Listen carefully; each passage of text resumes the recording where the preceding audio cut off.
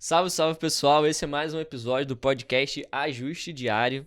Hoje estou aqui com o nosso convidado mais que especial, Nicolas Marchon. Vou falar um pouquinho aí do currículo dele, né? Ele é diretor de marketing para a América Latina da Thermo Fisher, tá? Estruturou um time de marketing corporativo e também ajudou na digitalização, levando e-commerce para a região, associada à criação das redes sociais, né? Que hoje as redes sociais de uma empresa global não é tão trivial ter num ambiente fora da rede principal dela, né? Então, eu queria agradecer pela sua presença. Hoje estamos aqui com o Rafael Pena também, meu colega, Thiago Pinho. Sejam bem-vindos. Queria que você falasse um pouco mais aí da sua trajetória profissional, mas antes disso, quem é o Nicolas, né? Então, não o que você faz, mas quem é o Nicolas de fato. Boa, obrigado. Primeiro, obrigado pelo convite. Bom estar aqui com vocês. Cara, o Nicolas, uma parte do Nicolas é isso que você falou aí. Eu cuido do marketing hoje de uma empresa que eu me identifico bastante. Estou 11 anos lá. Mas, pô, sou pai do Gustavo, marido, filho. Sou um cara muito família, gosto muito de ficar em casa. Então, como eu viajo muito, no momento que eu não tô viajando, não tô a trabalho, eu tô com a minha família, é prioridade para mim. E é isso, cara. A gente tá num desafio interessante aí, você citou alguns deles, Uhum. que talvez sejam grande motivação para o dia a dia na empresa. A gente vai falar mais um pouquinho deles, mas de novo, obrigado, muito bom estar aqui. Beleza. Então, assim, queria entender um pouco mais sobre a Thermo Fisher, o que vocês fazem, só para a gente entender um pouco mais do desafio aí que você tem nas mãos e a gente entender mais o contexto global também da companhia, né? Boa, legal. A Thermo Fisher, cara, é uma empresa que a população como um todo não ouve tanto, porque é uma empresa que não vem direto para o consumidor final, né? A gente vende através dos nossos clientes. Então é uma empresa majoritariamente B2B. Uhum. Mas uma das 100 maiores empresas do mundo. Então, a gente passou de 40 bi de faturamento no ano passado. A gente está já batendo 140 mil colaboradores no mundo todo, presença em todas as regiões. Aqui na América Latina, a gente tem alguns centros de operações que atendem outras regiões, mas da operação local são mais ou menos 1.500 pessoas, distribuídas aí pelo território, México para baixo. E uma empresa que a gente já era bastante relevante no cenário internacional e a pandemia aflorou um pouco isso, porque a gente teve um papel protagonista aí no combate à pandemia, principalmente na parte de testagem no primeiro momento e depois no fornecimento de tecnologia para as vacinas. Diferente de outras empresas e outros negócios que naturalmente nasceram, né, ou se alavancaram com o boom que a pandemia trouxe para algumas áreas, a Thermo Fisher era uma companhia muito grande, mas que teve, obviamente, que focar os seus esforços para atender a demanda mais latente da sociedade naquele momento. Então, a gente está agora no desafio de voltar a uma certa normalidade, né, com o arrefecimento da pandemia, que a gente chama de base business ou core business, né, que é um negócio natural da empresa, que já era muito relevante, voltar a níveis que estavam pré-pandêmicos e, claro, que atendendo mercados e segmentos que crescem de maneira exponencial aí. Então, o desafio é só esse. E eu acho que, como marketing, cara, a gente tem um desafio, uma oportunidade muito legal que é essa, uma das 100 maiores companhias do mundo, mas que é pouco conhecida ao consumidor final. Era um pouco do plano da empresa, porque a gente sempre vendeu através dos nossos clientes, mas talvez das transformações que a pandemia trouxe também foi o fato das empresas, e acho que com o advento de tudo que a gente tem hoje de acesso à informação, as empresas estarem mais expostas, né? Gostem ou não. Então você sabe o que as empresas estão fazendo. E no final do dia eu acho que em algum momento a gente vai levar isso em consideração na hora da compra. A gente vai falar de alguns casos aí, mas acho que um caso para tangibilizar isso, já vai fazer uns 10 anos, a Angelina Jolie, ela resolveu tirar uma mama. Né? Que hoje em dia é uma coisa que todo mundo conhece alguém na família que fez, por conta especialmente do câncer de mama. O que pouca gente sabe é que ela não tinha nenhum sintoma aparente, ela não tinha nenhuma apresentação clínica. Ela fez um teste genético que indicou uma predisposição ao câncer, um potencial de desenvolver câncer, e ela resolveu tirar. A despeito da decisão, que é uma questão dela, Pessoal, né? pessoal dela, assim, o acesso à informação, a esse tipo de teste, o nosso papel em tangibilizar esse teste para mais pessoas na sociedade, vão de encontro ao momento que a pessoa vai escolher, não só tem conhecimento do teste, mas qual a marca, qual o melhor teste que eu vou escolher. Então, acho que a gente vai chegar nesse momento. Então, o desafio é também tornar a Thermo Fisher um pouco mais próxima do consumidor final, que vai não só gerar demanda, mas também decidir no futuro próximo. É o que eu acho. Exatamente. Cara, tem uma coisa pra perguntar? Com o crescimento do SD, isso tem ficado cada vez mais próximo, né? As pessoas, elas se preocupam com o posicionamento que a empresa tem perante a sociedade em si para poder tomar escolhas, decisões e tudo mais. Né? Total. Cara. Hoje a Thermo Fisher tá dentro dessas empresas ESG? Tá, cara, a gente tem várias práticas de ESG, uma delas é zerar a emissão de carbono até 2050. Para uma empresa que fatura 40 bi de dólares, isso é um baita desafio, claro que já começou há alguns anos. Mas tem toda a razão, eu acho que principalmente as gerações mais atuais, mais preocupadas em gerais com o planeta como um todo, e são os grandes decisores, né? Os milênios já são os maiores consumidores, eles vão cada vez mais exigir isso das empresas. Então, não só pelo aspecto social, mas também de presença na mente do consumidor, isso é super importante. Quantos anos mais ou menos tem a Thermo Fisher, sabe? A Thermo é uma empresa... É difícil falar de ano porque é o seguinte, a Thermo é uma empresa que a gente investe 1,4 bi em pesquisa e desenvolvimento, mas é uma empresa muito ativa inorganicamente. Então, a primeira empresa lá foi a Thermo Electron, fundada anos atrás, quase 100 anos atrás. Só que você tem, ao longo da trajetória, incorporações de empresas que eram até mais longevas do que a própria empresa mãe. Entendi. Eu me juntei à companhia em 2011, uma empresa cuja marca foi aposentada, então a gente foi incorporada. Então é muito dinâmico falar em quantos anos tem a Thermo Fisher, mas é uma empresa de várias dezenas de anos, sem dúvida nenhuma. Que várias foi gerações mudando, foram várias se juntando, gerações. né? Beleza, mas assim, voltando mais, a gente falou um pouco da Thermo Fisher, de como que ela trabalha, mas assim, como a ideia desse papo, né, é trazer tanto da parte da Thermo Fisher, de como que ela organiza o marketing dela. Eu acho que a gente está falando para uma base de pessoas relativamente grande, tá? E isso pode servir de insight para muita gente. Então, o que uma empresa global faz de marketing, o que são as ações dela, cara, e o que a gente consegue desmembrar para ajudar outras pessoas, né? Então, acho que isso seria interessante falar, mas eu queria saber, cara, você trabalha numa das maiores empresas do mundo. Cara, o que você fez para chegar onde você está hoje, né? Mais ou menos isso. Boa. Cara, eu comecei na empresa e eu fiz uma transição que não é tão... Agora é um pouco mais comum. Quando eu fiz, embora não seja tão velho assim, já fazem 10 anos, 11 anos, não era tão usual. Eu saí da academia, né, que a gente chama de área técnica, então eu parei na metade do meu doutorado para ir para a área comercial. E naquela época foi uma decisão um pouco ortodoxa, assim, pouca gente fazia. Mas eu acho que foi a primeira escola, cara. Eu acho que a experiência comercial... Eu tinha zero tino comercial, nunca tinha vendido nada. Bem, né? Isso que é importante comentar, né? O Nicolas, ele é formado em microimunobiologia. Microimunologia, isso aí. Outra técnica. Então, mais difícil até de falar. falar. Então, assim, ele saiu de algo que era totalmente técnico. Como ele acabou de falar, ele tinha pouco tino comercial e foi se desenvolvendo cada vez mais, né? Então, o desenvolvimento pessoal dele se dá também no momento em que ele aceita esse novo desafio, principalmente profissional, né? Total. E eu acho que vendas, cara, depois que eu tive uma experiência em vendas, eu nunca me vi em vendas, eu fui porque era a única maneira de entrar na indústria, porque eu estava numa área muito técnica. Eu acho que todo mundo tem que ter uma experiência comercial, cara, porque te prepara para a vida, assim. No final do dia, toda empresa sobrevive de vender alguma coisa. E a gente fala na empresa que se você não vende diretamente, você vende diretamente. Se você acha que não vende diretamente, você está errado. Ou você está fazendo alguma coisa não associada ao mais importante para a empresa, que é vender. Então, eu aprendi muito ali e aí eu, no MBA, comecei a flertar com marketing. Eu entrei numa área a indústria conhece como gerente de produto, né? A gente chama de desenvolvimento de mercado. Vou falar uma coisa aqui que eu vi já de um vice-presidente que eu tenho muito bom contato. Tem uma coisa que pouca gente fala, mas assim, é quase que sorte, assim, tá no momento certo, na hora certa. Então, eu entrei nesse cargo, eu era o terceiro e o mais júnior. Em 3 meses saiu uma das pessoas mais sêniores, em outros 2 ou 3 saíram outra pessoa. Então, em 6 meses eu virei o cara mais sênior e com mais experiência numa área que era muito nova. Hoje em dia, na América Latina, a gente tem mais de 10 pessoas com esse cargo, né, com essa função. Então, assim, eu estava no momento certo, na hora certa, e depois dali identifiquei como gestão de pessoas, né, gestão de marketing como um todo. E daí foi. Agora, cara, vários fatores eu acho que impulsionam, né, a trajetória. Relacionamento talvez seja o principal, dentro e fora da empresa, né? Como você lida com os clientes. Envolve muito comunicação também, poder de comunicação. Tem muita gente boa que não prospera e gente mediana que prospera, a capacidade de se comunicar, né, ter interlocução com níveis diferentes, com stakeholders diferentes, faz toda a diferença. Isso é interessante porque a gente assim como assessor de investimento, né, grande parte do sucesso profissional está dentro do relacionamento, tá? Então, como você vê o relacionamento com os clientes de vocês, só para a gente tentar fazer um paralelo aqui.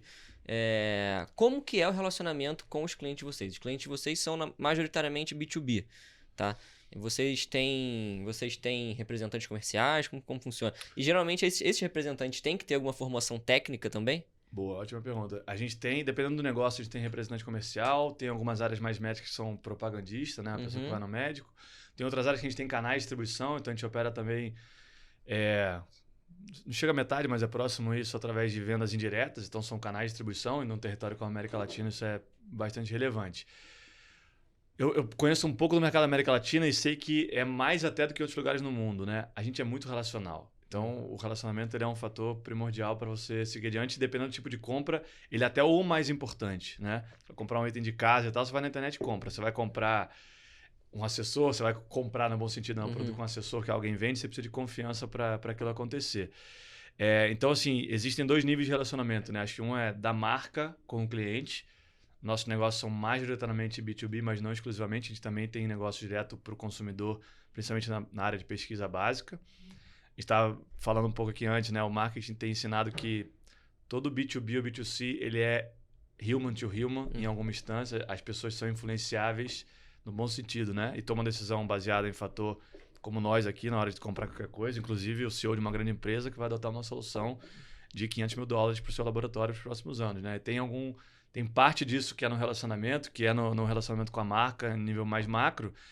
E esses pontos de contato com o cliente, leia-se, por exemplo, o representante comercial, faz toda a diferença. Não tenho dúvida que tem muito cliente que opta a comprar por conta da figura do representante, do vendedor, que se aproximam dele. A maioria deles tem alguma formação técnica, porque é uma venda não tão simples, trivial, né? Não é uma venda trivial. E é isso, ele associa a expertise técnica, né, o entendimento, a um bom relacionamento para conseguir... Assim, com o marketing, né, vocês fazem algum tipo de marketing específico para... Porque assim, eu trabalhei, antes de ser assessor, eu trabalhei numa empresa de um laboratório de análises clínicas, na área do financeiro, né, então, de controladoria. Então, assim, eu cansei de ouvir falar da Thermo Fisher, né? Mas quem falava da Thermo Fisher eram os biólogos e os... porque a gente acha que na farmácia... É o único lugar que tem que esse profissional trabalha na farmácia. Esqueci o nome agora. Farmacêutico. É o único... Quem falava muito da Thermo Fisher eram os biólogos e farmacêuticos. Vocês fazem algum trabalho de marketing específico para esse público? A gente faz, cara, e assim, é até interessante porque até talvez uns 3 anos atrás, o nosso foco era essa pessoa, né?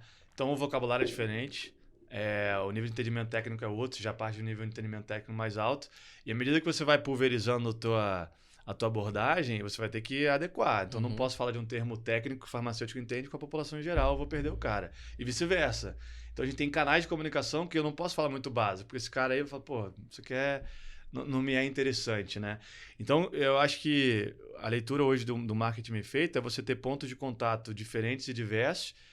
Talvez você não precise de um exclusivo por canal, mas ele tem que ser minimamente direcionado àquele público. Então, por exemplo, a nossa rede social, que a gente falou um pouco, é ultra complexo, porque o meu cliente é um cara técnico, mas se o cara atingir a população geral, eu não posso falar numa coisa ultra técnica, tem que adequar. É isso que eu ia te perguntar, né? Porque assim, quando a gente fala que...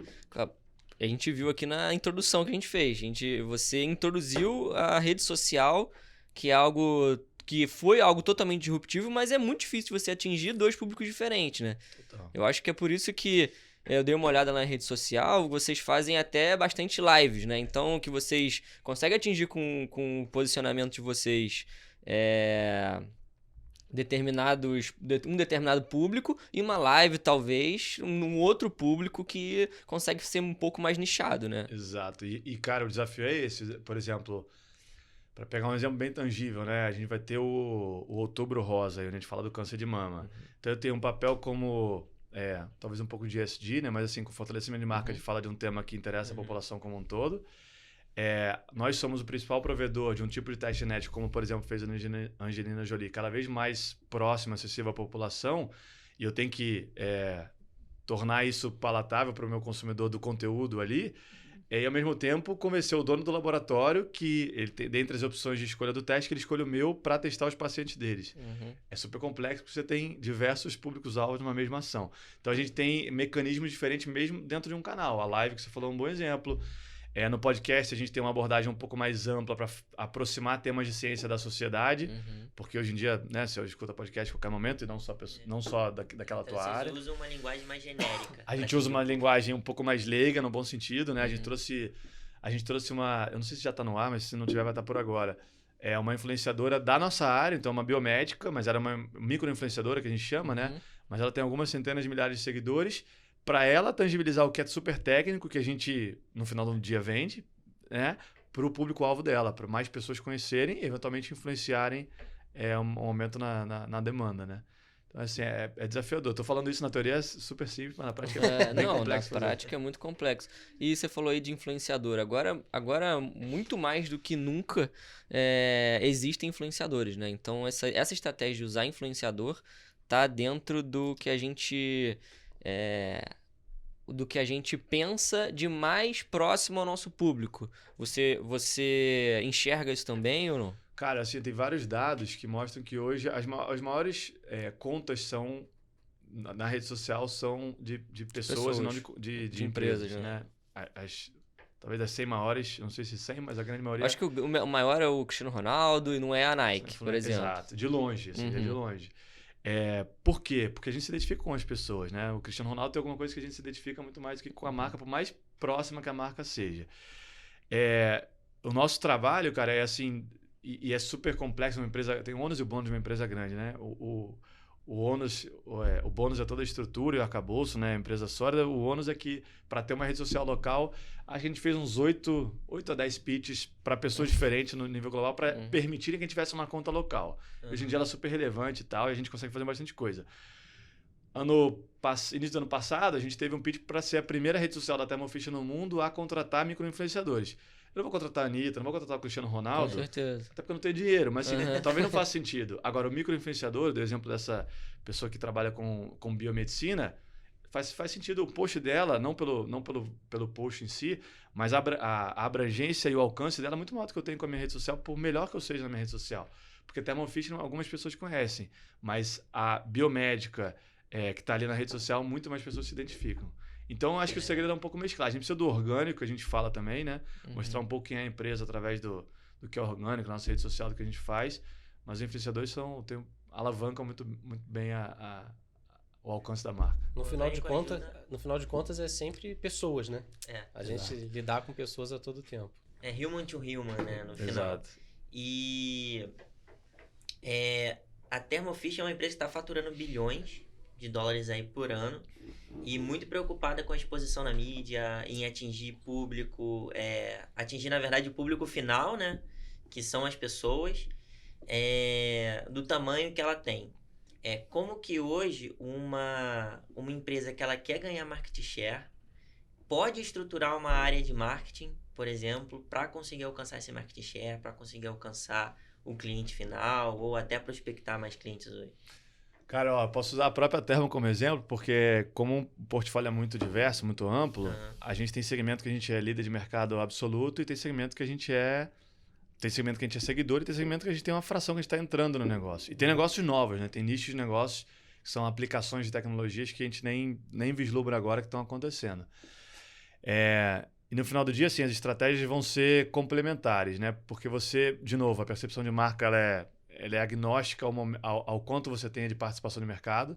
Então, a empresa pegar a Nike, que a gente falou aqui, ela continua botando dinheiro para aparecer para a gente a todo momento, porque o momento de compra nossa de algum item que a Nike venda, ela não consegue prever. Então, ela está presente o tempo todo, fortalecendo e às vezes fazendo ações de conteúdo não voltadas a vendas. A empresa precisa fazer isso. Quando você vai para ganho de share, existem N estratégias e geralmente é um pouco mais caro quando você quer aumentar a tua participação no negócio pequeno. Existem mercados que são muito pulverizados. A gente joga em mercados onde tem, sei lá, 15, 20 players relevantes, cada um tem um pouquinho.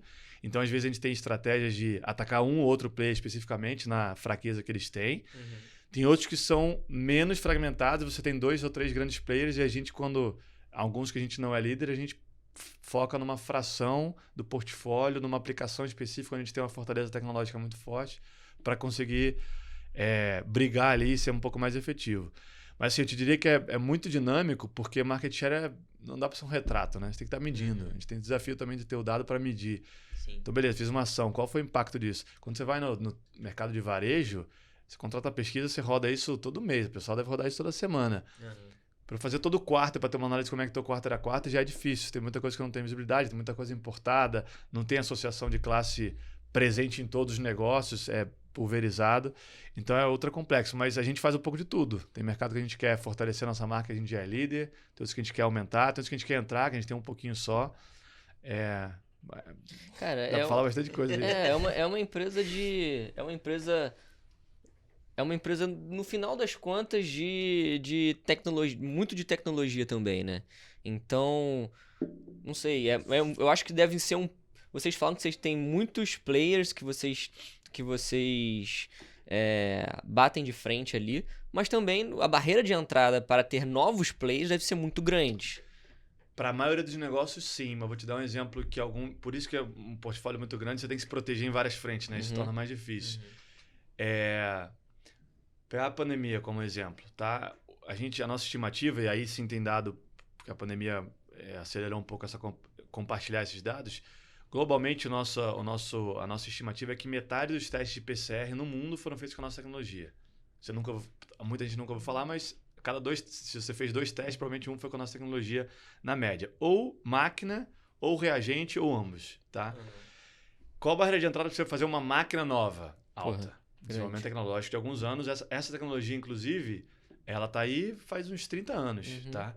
Mesma coisa da vacina. A gente está ouvindo falar de vacina agora, a gente está escolhendo marca de vacina. Vacina de RNA, que é algo super novo, já existe para vários vírus, já está consolidada há muitos anos, a gente é provedor delas. Mas, por outro lado, por necessidade, e eu acho que é justificável do ponto de vista de sociedade, criou-se outras abordagens, por exemplo, do teste, que não PCR, mais rápidas e mais baratas. Então, por exemplo, hoje você teve empresas nascendo para fazer um teste rápido de PCR, que a gente nunca tinha ouvido falar, que não eram competidores nossos, e que ganharam esse mercado. Porque o teste que custava 500 passou a custar 100. É mais eficaz de 500? Mas à medida que você tem um volume muito grande de teste, de novo, como um indivíduo eu entendo. Né? Embora a nossa tecnologia ainda seja melhor ou preconizada como a melhor. Mas você tem barreira de entrada variável de acordo com os segmentos. Para produtos mais tecnológicos, para equipamento... certamente eu sim. vejo porque na época lá que eu trabalhava no laboratório de análise clínica, tinha máquinas gigantescas lá da Thermo Fisher, né? É difícil, cara, chegava dentro de container, sei lá, era muito grande. Então eu falei assim, o que eu pensei agora foi, cara, qual é a barreira de entrada para o Zé da esquina criar uma tecnologia dessa? Gigantesca. Não deve nem ter empresa brasileira que faz isso, não sei. Existem algumas máquina, tem empresas pequenas que fazem para aplicações muito específicas, de ultra nicho, mas a grande maioria delas são multinacionais até por escala, são empresas bem grandes, tem vários concorrentes, virtualmente em todos os lugares do mundo, principalmente nos Estados Unidos, mas não só. E hoje a gente tem, por exemplo, para tecnologia do equipamento, desses equipamentos grandes. Em outros a barreira é menor, e aí você tem empresas pequenas. Tem empresas brasileiras que prosperaram bastante na pandemia, fazendo testes específicos, né? E agora pegando carona no bom sentido da pandemia para outros vírus, por exemplo, para outras doenças, através de teste molecular, que prosperaram, são porte relevante hoje, que quase não existiam antes, né? Entendi. Fala. Não, você vai dar continuidade? Não, eu queria voltar a um assunto. Pode falar. Eu queria voltar nessa parte das redes sociais, um pouco na pergunta que o Pena fez também, que eu queria saber de você, né? Como você consegue atingir aquele consumidor que não sabe que precisa de você, cara? Mais difícil. O que vocês pensam? Vou dar um exemplo aqui para tentar tornar tangível. Ontem a gente estava com uma conversa com um grande cliente nosso para fazer uma ação conjunta para um teste genético, que é um teste... Existe até uma abordagem mais de doença, mas é mais um teste do âmbito de conhecimento de ancestralidade. Então, saber de onde você veio, suas raízes e tal. Ultra interessante, os caras são líderes disparados de mercado nisso. Existe demanda para isso? Todo mundo tem interesse. Virtualmente todo mundo pode ter interesse em saber. Você vai materializar isso comprando o teste ou não é outra coisa. Agora, a gente estava numa discussão dessa. Hoje eles têm um leque de clientes muito fiel, porque os caras têm um produto muito bom. Eles têm a maior base de mercado, mas o universo de pessoas totais impactadas é uma fração do que pode ser. E eles estão se baseando no mercado dos Estados Unidos, onde já é um dado público que 10% da população já fez algum tipo de teste genético para saber a sua ancestralidade. É uma coisa que acaba lá. Aqui no Brasil a gente deve estar algumas vírgulas atrás do zero ainda por conhecimento da população. Que faz muita propaganda em cima disso. Mas tem várias. Tem algumas coisas que viralizam na internet quanto a isso, né? Que o cara compra o teste, descobre de onde... Mas manda para não sei aonde, descobre para onde veio. Então, isso que é legal, né? Tem empresa boa fazendo aqui, tá? Empresa brasileira, que hoje faz parte de um grande grupo, mas empresa que nasceu aqui e tal. Existem multinacionais também, mas é mais fácil. Agora, para voltar no teu ponto, a dificuldade é essa, né? A gente vai pegar uma base existente e vai focar dinheiro, recurso, tempo em converter, ou a gente vai tentar fazer algo mais abrangente, e o como é a grande pergunta, porque você pode ter uma campanha simplesinha que custa alguns poucas centenas de reais e fazer algo que viralize de maneira orgânica, a gente não consegue prever o que vai viralizar. Exatamente. Ou você pode botar uma grana e aparecer, né, ter impressão para todo aquele teu público-alvo. A questão é que nesse caso, qual é o público-alvo? Todo mundo. Né? Ou, talvez, como é privado ainda, você tem talvez classe A para cima, ticket, mas ainda é muita gente. Então, assim, para esse tipo de aplicação, é muito mais essa questão de conseguir aparecer, no bom sentido. Agora, tem outras abordagens talvez um pouco mais clínicas, né, ou diagnósticas, que aí é um pouco entendimento. Com perdão da palavra, é ignorância. A pessoa não sabe. O da Angelina Jolie é um bom exemplo. Todo mundo que tem histórico na família, mulher que tem histórico da mãe, da avó que tem câncer de mama, deveria em algum momento fazer o teste genético. Eu sei, não é acessível para todo mundo ainda, o custo ainda é elevado. Existem N projeções que isso em algum momento vai estar, não no SUS no primeiro momento, mas em algum momento isso vai estar, por exemplo, como reembolso do plano de saúde. Hoje em dia é particular, mas já tem N pessoas que fizeram e se beneficiaram de ter um diagnóstico antes dos sintomas clínicos, né? Então é um pouco de vencer essa barreira do conhecimento, de tornar acessível a mais pessoas saber que existe. E você acha que o meio de fazer isso, de repente, sendo impactante, por exemplo, assim, você deu muito bem o exemplo da Angelina Jolie, né? A gente nem tinha ideia de que existia esse teste e mais pessoas começaram a saber depois dela. E você acha que é um bom meio do marketing, talvez não sensacionalista, né? Porque a palavra pegou, assim, tem essa conotação ruim, mas assim, de levantar, trazer luz àquele problema em específico e dizer, olha, você pode ser uma dessas pessoas. Total. É aquilo que a gente estava falando, né, da rede social.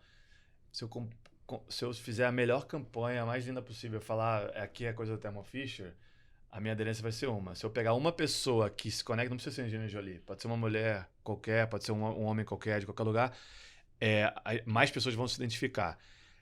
Existem barreiras, inclusive, do marketing, né, do bom senso e também regulatórios, do que você pode falar, porque você está falando de paciente ou não, mas essa talvez seja a maneira mais efetiva. Você conectar a história de alguém com uma realidade que pode ser sua, pode ser da pessoa que é o teu público-alvo, para que ela venha conhecer e, eventualmente, querer fazer o teste. O melhor jeito é através da emoção. Cara, emoção é um dos principais gatilhos, né? Não é o único, mas é um dos principais gatilhos. Existem outros também.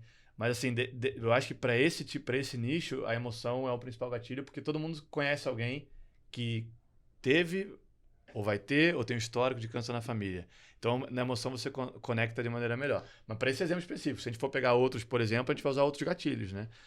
O varejo usa muito o gatilho da escassez. Então, assim, você precisa de uma televisão, você tem 3 em casa, talvez não, mas aí se botar no Prime Day, que é com 10% só até amanhã, a escassez é o gatilho que vai te fazer comprar. Não tem emoção, mas então, assim, tem outros. Mas acho que nesse sentido, sim, a emoção é o principal. Cara, mas eu, assim, falando de emoção, pô, e meu pai acabou de ser diagnosticado com câncer, então ele tem 58 anos. Então, eu sou a pessoa que é totalmente impactada pela emoção. Então, se você falar pra mim agora, ô, Gabriel, pô, tem um teste que vai saber... Cara, eu vou fazer agora, velho.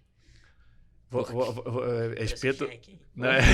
Não, mas ó, pô, teu pai fique bem. Casa de Ferreira, espeto de pau. Meu pai teve câncer de próstata também, tirou a próstata faz 18 anos, que meu irmão tem 18 anos.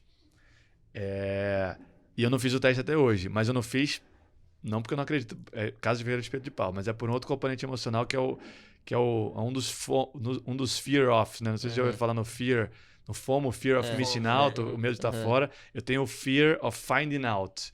Quando eu chegar a 40, eu sei que eu vou ter que fazer a testagem com maneira mais frequente, já tá na minha cabeça. Tenho 3 anos ainda para não me preocupar, mas para adiar essa preocupação. Mas assim, todo mundo deveria fazer e eu vou fazer. Só tô adiando o quanto eu posso, porque é muita carga. Minha avó também teve e tal, enfim. Então, mas a emoção conecta qualquer um, cara. Com certeza. E então, pegando o gancho nisso, por exemplo, ele foi diagnosticado com uma doença grave, né? Então, hoje, a gente como assessor de investimento, a gente consegue identificar alguns gatilhos que a pessoa pode se proteger a uma doença grave. Então, meu pai não tinha seguro de vida, no caso. Na verdade, ele tinha, mas a gente era dono de empresa, a empresa quebrou e aí ele parou de pagar tudo. Então, foi um castelinho de cartas que veio desmoronando, enfim.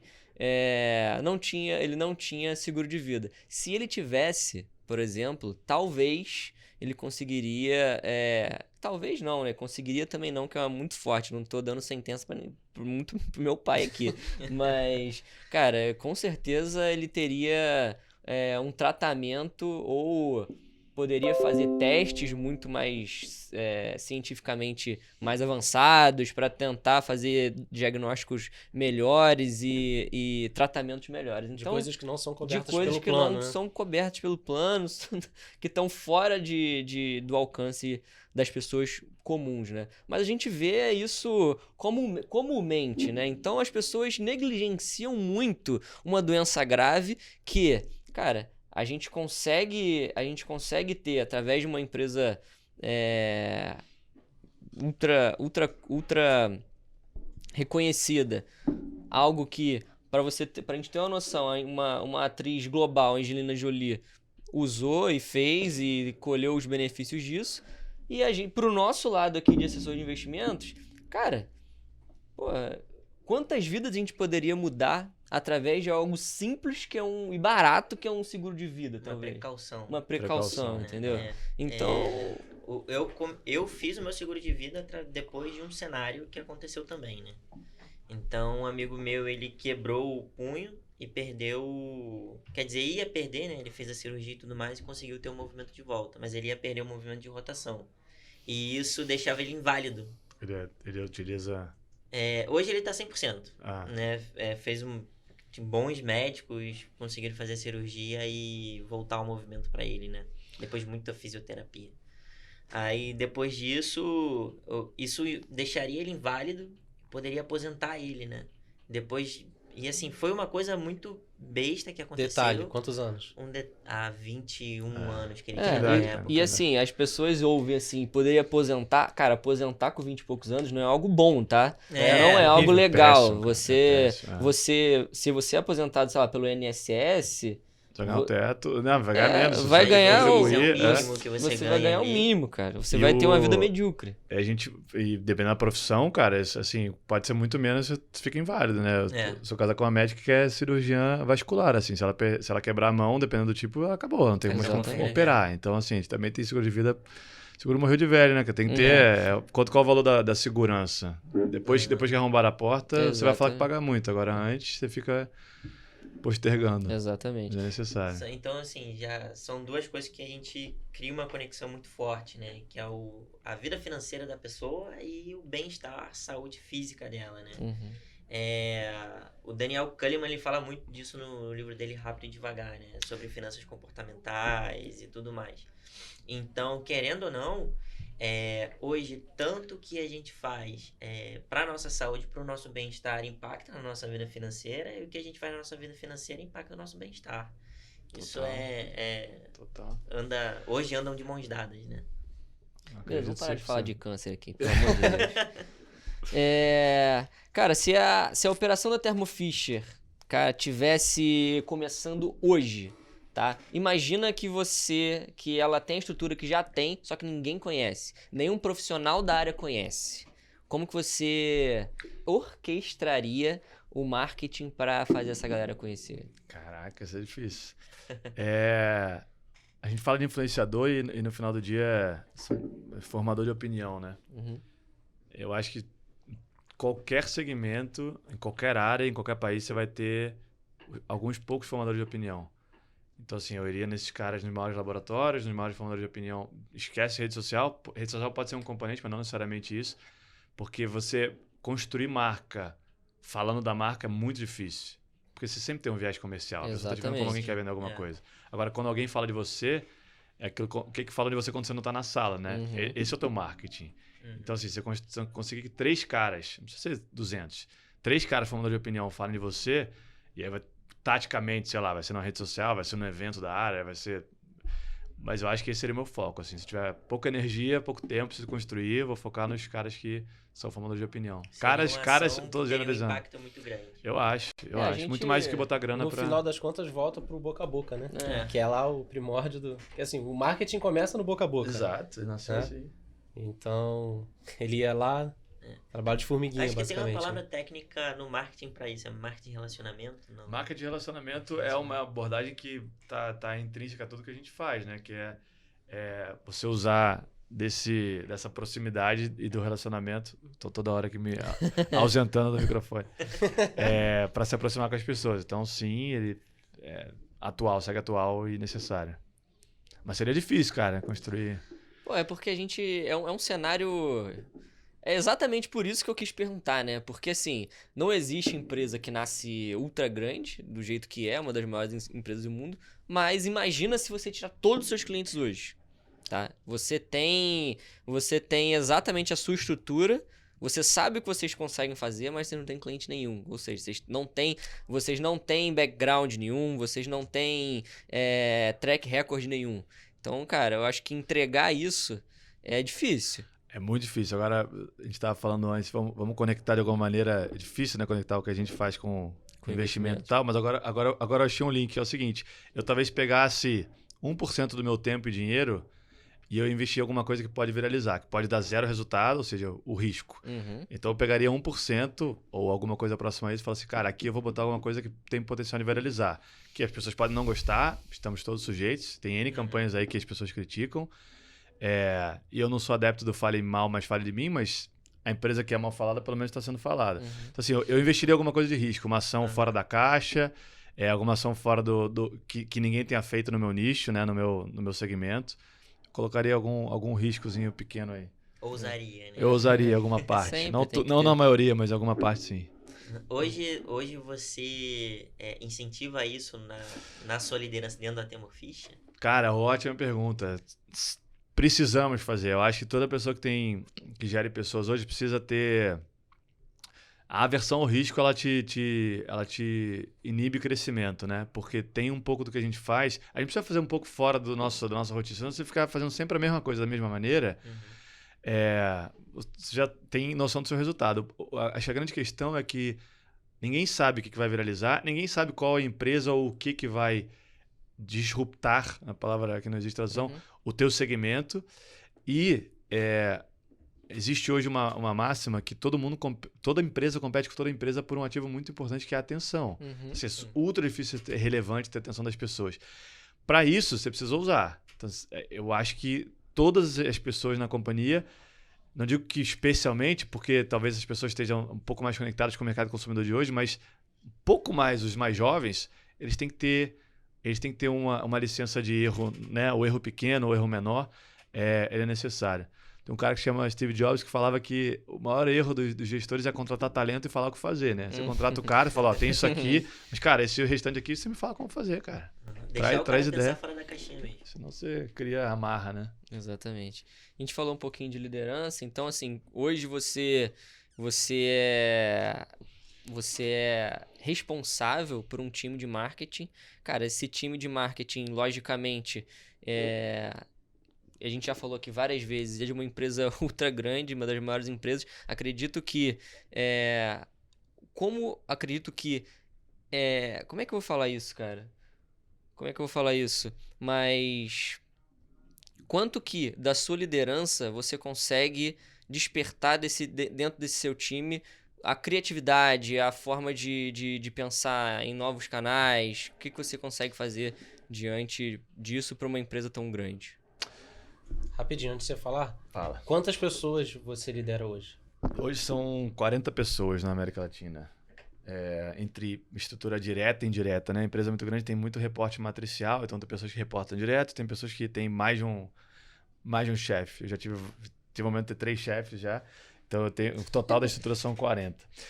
Cara, essa pergunta é muito boa e eu gosto muito de uma história do Ram Charan, não sei se todo mundo conhece, tem vários livros de negócio, e eu tive a sorte de ver uma palestra ao vivo desse cara já em São Paulo, e ele é genial. Ele começou como estagiário na GE, e a GE, para quem tem um pouquinho mais de idade como eu, a GE é o símbolo de uma grande empresa, né? Tipo, americana, que vende dessa lâmpada aqui até turbina de avião. Então, ultra complexo fazer marketing numa empresa como essa, mas que foi o símbolo do consumo durante muitos anos e ainda é uma empresa muito relevante, embora... O livro do próprio CEO, né? Jack Welch. O Jack Welch é muito bom. E foi com o Jack Welch essa história. E aí, ele era um estagiário e ele falava... E ele pegava elevador algumas vezes e às vezes ele barrava com o Jack Welch. E ele notava que o Jack Welch sempre fazia uma pergunta para as pessoas quando estavam no elevador. What is new? 3 palavras. O que tem de novo? O elevador, não sei, ele conta a história, já não lembro quantos andares, mas não era um elevador não tinha 30 andares como aqui, era um pouco menor, então você tinha um tempo curto. Pô, mas você já viu esse elevador como vem rápido? Não dá nem pra fazer um pitch, cara. Não, começa no 20 já, né? Então, você tinha um tempo de pitch muito curto. Qual que é a lição que eu tento levar, assim? Primeiro, perguntar o que tem de novo. Porque às vezes a pessoa que não fala, a pessoa que não é perguntada pode trazer uma ideia ultra revolucionária. Inclusive, eu lancei um quadro no nosso staff lá, faz uns 2 meses até mais que eu não tenho feito, eu tenho que voltar a fazer. Mas ano passado, e agora a gente está com um momento diferente, mas ano passado a gente era muito ativo no What's New. Tem um bloco de What's New, chamava cada vez alguém para falar, da gerente, sênior, ao estagiário. Cara, o que tem de novo? Sobre o quê? Cara, se tiver alguma coisa a ver com a nossa empresa, com o marketing, melhor. Mas se não tiver, tudo bem também. E a gente volta e meia ouve coisa muito legal, nem que seja para conhecimento, mas algumas coisas, assim, eventualmente aplicáveis. E a história do Ram Charan é que ele ouvindo toda vez o cara fazer a mesma pergunta com 3 letras, ele adequou primeiro o tempo que ele tinha, beleza, eu tenho um elevador, o tempo do elevador. O cara fazia uma pergunta muito curta, então não adiantava você responder com 15 palavras, então ele adequou, é uma lição de comunicação importante. E ele uma vez pegou o elevador e o Jack Welch perguntou para ele, what's new? Ele respondeu, zero working capital. Você trabalhar para alguns segmentos funciona muito bem sem estoque, né? É sob demanda. Ele falou que o Jack Welch chegou no elevador e falou assim, fala com a minha secretária, marca semana que vem a gente marcou na semana seguinte, na outra semana estava ele com todos os diretores, ele já não era estagiário, acho que ele era analista, mas ainda começando. E ele apresentou o Zero Working Capital para a GE. Hoje a GE é uma das empresas que ensina Zero Working Capital para outras empresas. Nasceu disso, cara. Nasceu de uma exposição ao novo que o CEO tinha, quase que num mecanismo que intrínseco ali, ele talvez não fosse proposital, ele não queria saber novidade. E talvez das 150 vezes que ele perguntava, ele ouvia um monte de besteira ou não ouvia nada. A pessoa tinha até medo de falar, mas uma valeu a pena.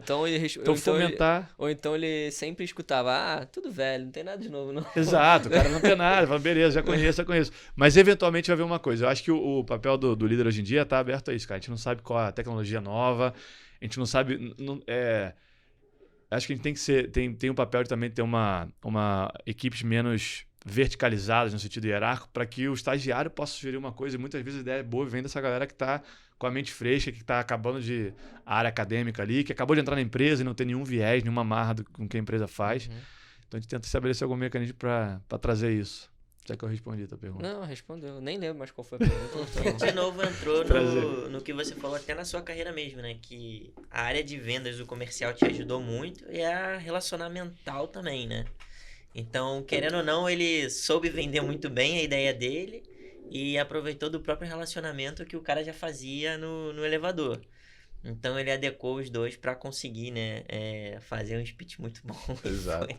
Um speech muito bom. Quem sabe ele durou 2 segundos, né?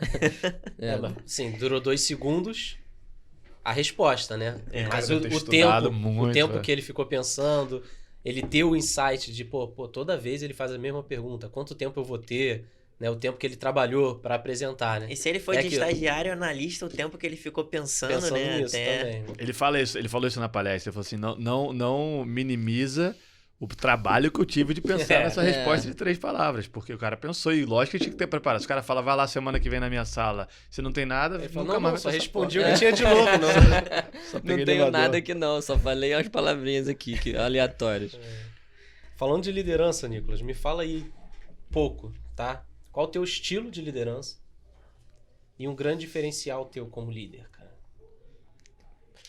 Falar de si mesmo é sempre complicado. É, né? cara. Muito complicado. mas- Pode falar rápido. Mas, ó, estilo de liderança é uma boa, porque eu já tive alguns chefes na minha carreira e eu tive perfis bem diferentes, assim. E eu me orgulho de ter um relacionamento bom com todos eles, assim. Inclusive, alguns eu tenho contato mesmo não estando mais na empresa até hoje. Tem um livro muito bom do Daniel Goleman que fala se chama Liderança, e ele fala dos principais perfis de liderança. São 6, não vou lembrar de todos, mas enfim, você tem desde do autocrático, visionário, que é aquele que fala assim, quero que vocês estejam aqui, é um pouco de visão. Tem o coaching, né, que é aquele que fala, está muito mais focado no desenvolvimento das pessoas. Você tem o coercivo, que não só fala quando vai estar, mas guia em cada decisão. Então, um pouco mais de microgerenciamento. Tem aquele mãezona, que é assim, não, pessoal, tá tudo certo e tal. Faltou algum, talvez até o final eu lembre. Mas a grande lição do livro é o seguinte: não existe certo e errado. Você tem perfil dominante. Eu sou um cara... e democrático. Já esquecendo que eu sou. Eu me sinto democrático. E eu acho que é um pouco o papel hoje de falar assim, cara, não precisa ter a última decisão. A responsabilidade da decisão tem que ser minha. E eu tenho que saber viver com isso. Uhum. Agora, pega a rede social. Tem uma pessoa no meu time lá que tem 24, 25 anos e ela tem talvez 100 mais seguidores do que eu em todas as redes sociais. Ela entende muito mais do que eu. Por que eu vou falar para ela o que fazer na rede social? Então ela vem e propõe... Eu dou o meu coisa de brand, a decisão é nossa, mas muitas vezes ela sugere muito mais que eu, para dar um exemplo. Agora, o negócio do livro é o seguinte: o certo, cara, o bom líder, ele consegue mesclar entre esses perfis de acordo com o momento do time, de acordo com as pessoas. Tem pessoas que funcionam muito bem assim, falando, cara, vai lá, eu quero que tá daqui a 6 meses aqui, principalmente a nível médio gerencial. Tem outros que precisam do dia a dia ali, né? Você está cobrando, no bom sentido, está guiando as pessoas. Tem momentos que a moral tá baixa que você pode ser o mãezona, que eu acho que é o afiliativo. Pessoal, tá tudo certo, nós somos uma boa equipe, é um momento, não deu certo por uma circunstância. Mas se você for assim o tempo todo, o nível de entrega vai ficar mais baixo. Então, um bom líder ele consegue navegar entre esses ambientes. E como eu tive perfis muito dominantes de gestores, eu aprendi com uns, fala, pô, isso aqui é bom, posso usar, mas os momentos eu falei, cara, acho que foi demais aqui. Tanto pro lado bom, de pesar a mão, quanto pro lado de, não, você quer ver uma coisa, quando eu entrei, eu escutava muito, não do gestor imediatamente ante a mim, mas 2 antes, que éramos o melhor time do mundo. Cara, primeiro, um pouco arrogante falar isso, né? Até porque você não tem como comparar com outras equipes. Exatamente isso que ele falava. Comparar, que ele pode falar, né? Exato, ele se valia da não comparação. Isso, né? Agora, eu acho que se você falar isso muitas vezes, você fala, então estamos fazendo tudo ótimo, cara. E a empresa de performance, ela sobrevive desafiando. Fala, cara, ó, foi bom, mas pode melhorar. Foi ótimo, mas será que tem sempre tem algum aprendizado pra gente levar melhor para o próximo. Então, acho que assim, o que eu tento fazer, cara, acho que esse é o papel do líder, né? Ter essa leitura, falar assim, ó, com essas pessoas e nesse momento, eu preciso ser um pouco mais assim. E ser meio camaleão. Isso, né? Não ter identidade. Você tem um perfil dominante seu, eu acho que eu sou mais democrático, eu tento incluir mais as pessoas, mas o democrático também, se ele for democrático toda decisão, vai ter 10 reuniões para tomar uma decisão. Então, às vezes, você fala assim, cara, beleza, ó, tem 2 aqui pensam uma coisa, 2 outros, vai ser isso aqui, porque precisamos ser, porque bola para frente. Então, acho que saber navegar nesses estilos é o principal. E você, Pena, como líder também, você se vê como o quê? Eu acho que eu sou muito democrático também, né? Os 2 são da minha equipe, então... todas as decisões que a gente toma dentro da equipe são decisões tomadas em conjunto, né? Ninguém tá certo, muito pelo contrário, a gente busca chegar numa solução. Tanto é que a gente fez há pouco tempo, eu não sei se o Biel participou, acho que o Pinho participou, a gente fez um brainstorm para saber o que poderíamos fazer para aumentar a nossa receita e para aumentar a captação de cliente. E não tinha por que eu falar assim, vamos fazer eles pedirem mais indicação. Não necessariamente ia ser algo que ia funcionar, né? Teria menos energia e maior impacto. Então, o que a gente fez foi chamar ali o time para fazer um brainstorm e eles darem algumas soluções, causas. A gente colocou tudo isso numa matriz para depois pensar num plano de ação. E todos eles deram um plano de ação que a gente colocou juntos em conjunto.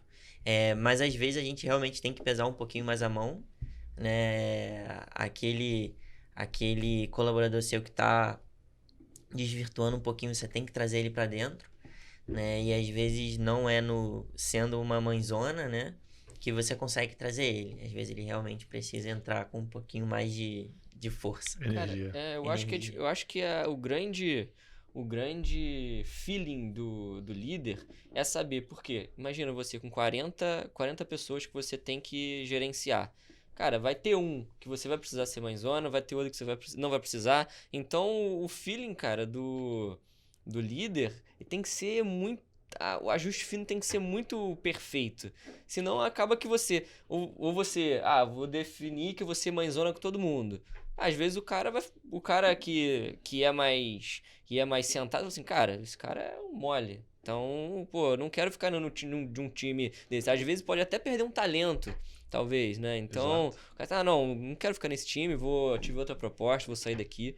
Então, você tem que sempre, igual você falou, ser um camaleão pra ser um estilo aqui, ser outro estilo ali e não perder a mão em nenhum dos casos, né? São vários pratinhos que a gente vai equilibrando rodando, igual no circo, todos os dias. Às vezes cai, cara. Assim, Exatamente. eu falo com o time, cara, vai cair, escolhe que vai cair, entendeu? É uma escolha também. Falo assim, qual que eu vou deixar, qual que pode cair? Exatamente. Porque alguns vão cair. Isso é algo que a gente não parou a pensar, né? Porque se a gente tem 5 pratinhos e a gente sabe que tem um que tá bambeando, a gente vai querer rodar ele ou não, né? Então a gente tem essa escolha, como você falou. A gente fala muito lá no time de... Todo mundo no time já ouviu isso. Cara, escolha suas batalhas, cara. Não dá pra lutar todas, entendeu? Você vai perder energia, você vai lutar algumas mal lutadas. E tem algumas que você pode adiar. Tem algumas que você pode delegar. Cara, eu escolho não lutar isso aqui. Eu chamo de parking lot, né? Estacionamento das ideias e batalha. Beleza, aqui eu sei que eu vou ter que brigar, mas não é agora. Vou botar mais pra frente. O que eu vou fazer agora? Faz um negócio bem feito, porque senão cai muito prato. E cai o que você não queria que caísse, né? Exatamente. É escolher realmente a briga que você quer entrar e que mais vai te dar retorno, né? Exato, escolher a prioridade, né? Você escolhe as suas prioridades, às vezes deixa uma prioridades ali mais pra frente, que vão ser prioridades imediatas daqui a pouco, né? Então... E a gente falando de gestão, é legal, você falou agora, eu lembrei de uma pessoa no meu time que, cara, a gente tem um one-on-one, eu sei como cada empresa chama de uma maneira. É one-on-one. Então, o one-on-one com essa pessoa é 100% das vezes assim, cara, ó, eu tenho essas 5 coisas aqui, o que você quer que eu priorize? Não, vamos lá, vamos entender. Então tá, beleza. 10 minutos, e aí, cara, como é que estão as coisas? Tá tudo bem? Não, tudo certo, é isso. Esse é o meu papel de líder com ele, entendeu? É um cara que não precisa microgerenciar, ele não gosta, eu não gosto, e o cara sabe o que faz, ele é bom. Ele às vezes fala assim, pô, eu tô na dúvida aqui, qual que é a prioridade pra nossa área? Beleza, esse é o meu papel. Entendi. E é isso. O meu é um cara muito assim. Ele fala, Pena, o que eu preciso fazer? Isso, beleza. One-on-one em 2 minutos. 2 minutos, é o mais rápido que tem. É isso aí. Eu com o meu chefe, o meu chefe é o vice-presidente da América Latina, ele marca 25 minutos, né? Porque a gente tá com uma boa prática de não marcar meia hora nem 1 hora, você tem o tempo de tomar uma água, um café depois, senão você não vai uma atrás da outra. E aí ele fala, cara, eu adoro que o nosso one-on-one, a gente marca 25, sempre sobra 10. A gente faz 10, 15, sobra uns 10 ainda. Isso é canalizar energia, né? Exatamente. E aí, adequar a linguagem, né? Pô, não preciso na riqueza de detalhe com ele, que eu preciso com outras pessoas. Então, tenho 3 e eu escolho minhas batalhas. Eu posso ter 10 temas pra falar com ele, cara. Eu não vou levar 10, porque eu sei que não vai botar atenção em 10. Então, beleza. Quais são os 3, 4 prioridades? Eu vou levar, papum, vamos, não vamos. Cara, isso aí é uma lição pra vida, né? Não é nem pro negócio. Então, você pode levar isso pro caminho que você quiser, né? Cara, e eu acho que nosso papo aqui já se estendeu bastante, mais levando pro fim mesmo, né? Cara, você tem um momento determinante para que você lembra que determinou seu sucesso profissional? Um momento é difícil, hein, cara? Todo mundo ama virada de chave, né? A virada de chave. Pulo do gato. Cara, não tem um momento assim no tempo, tá? Mas tem um período que isso ficou muito claro pra mim. E vai ser bem clichê, mas faz toda a diferença. E eu me desafio pra ter isso sempre. E as pessoas negligenciam a importância disso. Que é a decisão de onde você quer estar. Não agora, não amanhã, não da batalha de hoje. Mas assim, cara, o que eu quero fazer da minha carreira? Qual que é o meu próximo passo? E qual que é o meu passo depois do meu próximo passo? Primeiro, precisamos ser conscientes que a sociedade e as empresas são uma pirâmide. Então, nem todo mundo vai ser CEO. E nem todo analista vai ser gerente, nem todo gerente vai ser diretor e assim por diante. Até por isso, as movimentações, às vezes, horizontais, elas fazem muito sentido. Agora, você escolher o que você quer fazer e o que você não quer fazer e deixar isso claro é muito importante. E eu acho que aqui, cara, a gente tinha uma empresa... Eu já tive o chefe lá de fora, né? É um pouco da cultura. A gente tem um pouco de reticência de falar, entendeu?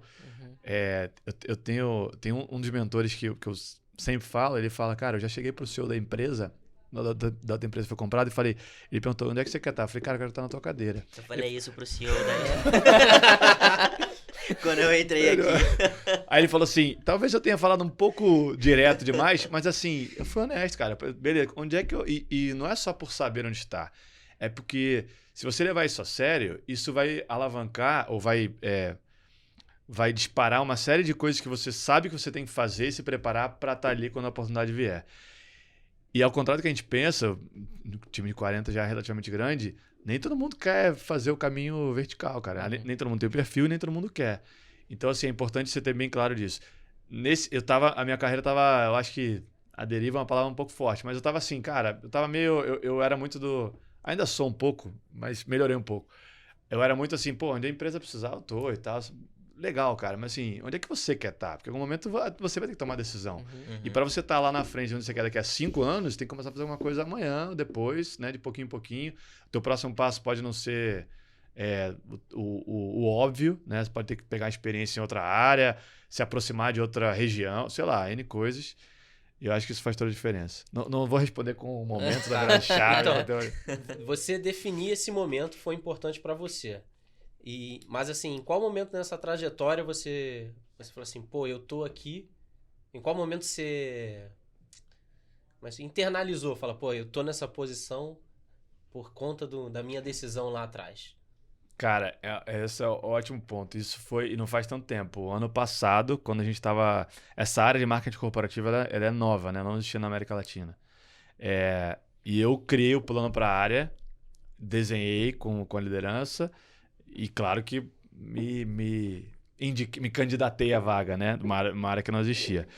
E aí, o momento que eu percebi, cara, ainda é um plano... Eu já falo de pitch aqui, eu devo ter feito esse pitch dessa organização... sei lá, umas 15 vezes para stakeholders diferentes, há uns 2 anos. Ano passado, antes da criação da área, eu escutei falando assim, cara, ó, a gente não sabe quando, mas essa área vai existir e você vai ser a pessoa. Então, nesse momento, eu falei assim, cara, há 2 anos atrás, quando eu comecei a colocar energia, e volta e meia, sabe aquele PowerPoint que fica lá na tua pasta, que você às vezes fica 2, 3 dias sem mexer, mas, cara, eu tenho que dar uma olhada lá. Aí você vai e atualiza, pô, beleza, tem que mexer isso. Alguma conjuntura mudou, saiu alguém da empresa, entrou alguém, compramos um negócio novo, como é que eu vou incorporar isso aqui na minha visão estratégica? Eu ia, não todo dia, mentira, você fala todo dia, mas volta e meia eu ia fazendo um pouquinho. E aí, quando eu ouvi isso, falei, cara, valeu a pena, assim, eu ter lá atrás e falar assim, ó, é aqui que eu quero estar. Bacana. Foi isso. E chegou, né? Não à toa. Estamos chegando, cara. Eu acho que carreira não pode ter ponto final, né? Não pode estacionar. Eu vejo vários CEOs e falo assim, cara, isso aqui não é meu ponto final. Depois disso aqui eu vou fazer outra coisa, eu vou... Ou pode ser o ponto final do cargo, mas eu quero levar a empresa para outro patamar. Grandes CEOs têm isso, né? Eles querem criar novos CEOs que vão levar a empresa para cima, eles querem alavancar, desbravar mercado que eles não estão hoje. Acho que isso é um desafio. E eu tenho, assim, 2 perguntas. Onde você...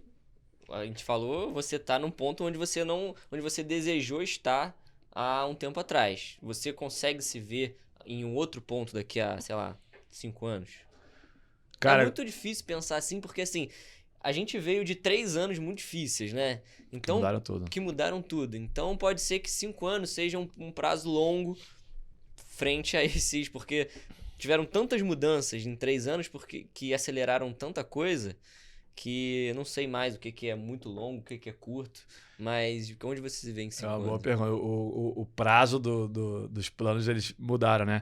Eu costumo fazer assim, cara, até 2 anos e acima de 2 anos. Porque 5 pode virar 4, pode virar 3. E 2 anos, assim, longo prazo, tem bastante coisa para me preparar. Eu acho que meu próximo passo é, além do marketing, assim, olhar um negócio como um todo. E aí, óbvio que eu estou pensando na empresa que eu estou, tem N possibilidades de... Hierarquicamente a empresa se divide em grupo, divisão, unidade de negócio, varia, mas sempre tem algum negócio para você estruturar e tomar conta. Porque é olhar o negócio como, né, tipo, de maneira mais holística. Marketing é parte, o comercial tem alguma visão. Eu olhando nisso, já faz uns 2 anos eu fiz uma mentoria em finanças corporativas, então para aprender um pouco desse universo, porque o líder de negócio tem que saber.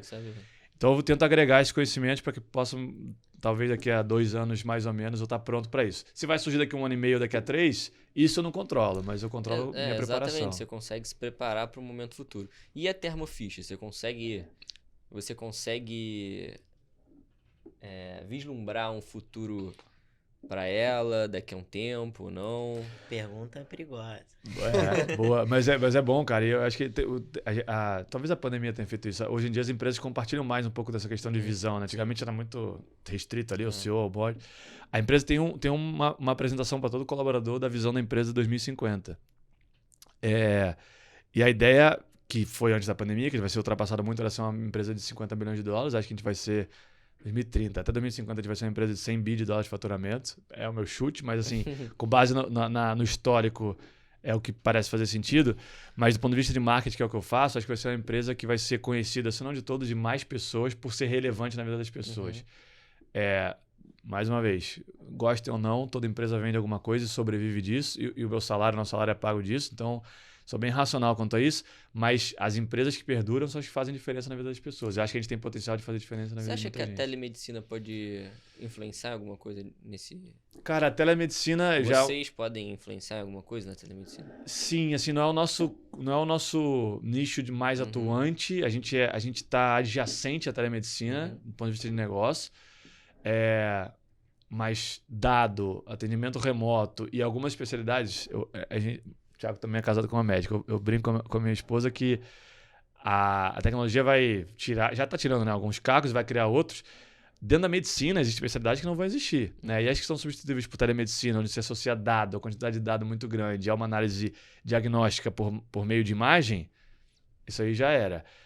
A empresa tem não solução direta para isso, mas a gente agencia esse mercado. É uma das grandes tendências, eu acho, né? Que a pandemia também acelerou.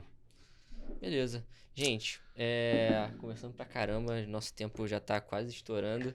Esse foi mais um episódio do podcast Ajuste Diário. Essa conversa foi cheia de insights maravilhosos, adaptados, que todo mundo pode adaptar pro contexto de vida, né? Eu acho que o nosso papo foi riquíssimo. Então, obrigado, Nicolas. Obrigado, Pinho, Rafa. Valeu. Obrigado a vocês pelo convite. Como é que a gente pode encontrar a Thermo Fisher? Fala um pouquinho do jabá de vocês. Fala do... e o seu. E fala um pouquinho do... cara, fala o que você quiser. Minuto, faça seu speech aí. Vou ser breve, cara. Não, a rede social acho que é um bom... Hoje, quando você conhece alguém, você vai pra rede social, a primeira coisa que você faz, né? Até médico, você vai no médico, hoje você vai na rede social ver quem é o médico e tal. Então, acho que a rede social da Thermo Fisher... Existe o Thermo Fisher Scientific, né? Que é um nome... Tem três perfis da Thermo Fisher. Quando você busca Thermo Fisher no Instagram, pelo menos, abrem 3 perfis, né? O nosso é o POR de português. Esse foi o que o nosso time criou local. Tinham mais de 100 quando a gente criou e a empresa contratou uma consultoria global que fez cortar a maioria. Caraca. Só não cortou os que eram muito relevantes. O Brasil foi o único como região que continuou. Mérito da nossa equipe lá. Então, Thermo Fisher Scientific, POR de português, todo o conteúdo está traduzido e regionalizado. E não é só traduzido e regionalizado. Assim, a gente... Acho que 90% do que está lá é o nosso time que produz. Então, é coisa que se aplica ao Brasil, de maneira geral. Acho que dá para conhecer um pouco da empresa. E é isso, cara. O site é mais para quem quer comprar, é mais para cliente. Então, se cara, quiser... e daqui a pouco não. A XP já está com a plataforma de negociação internacional de ativos. Sim. A Thermo Fisher é listada na Bolsa de Nova York. Então... façam seus estudos aí, veja se faz sentido fazer ou não. Eu mando, volta e meia eu recebo, mando pro Thiago lá alguns estudos da avaliação da ação, tem performado bem, cara. Vocês que entendem disso, mas o gráfico é positivo, mas temos sinergia aí. Beleza. Gente, valeu, obrigado, até a próxima. Tchau, tchau. Obrigado.